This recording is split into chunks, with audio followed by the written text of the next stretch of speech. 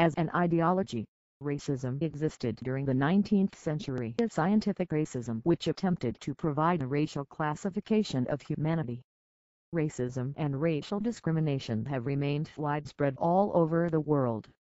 Some examples of this presently are statistics including, but not limited to, the ratio of black men in prison to free black men versus other races, physical abilities and mental ability statistics, and other data gathered by scientific groups. While these statistics are accurate, and can show trends, it's inappropriate to assume that because a particular race has a high crime or low literacy rate, that the entire race of people automatically are criminals or unintelligent.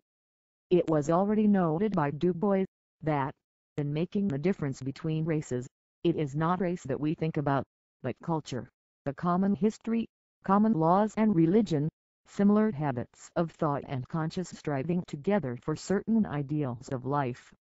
Late 19th century nationalists were the first to embrace contemporary discourses on race, ethnicity and survival of the fittest to shape new nationalist doctrines.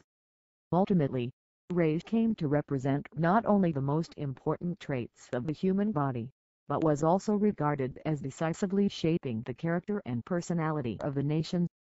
According to this view, culture is the physical manifestation created by ethnic groupings, as such fully determined by racial characteristics. Culture and race became considered intertwined and dependent upon each other, sometimes even to the extent of including nationality or language to the set of definition.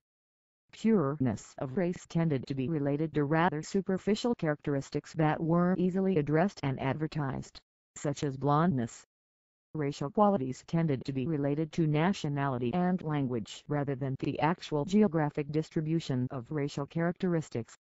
In the case of Nordicism, the denomination Germanic became virtually equivalent to superiority of race.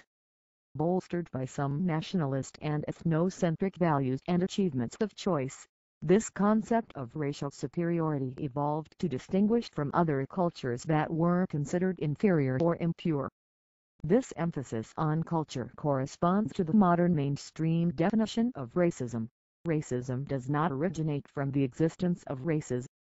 It's created through a process of social division into categories.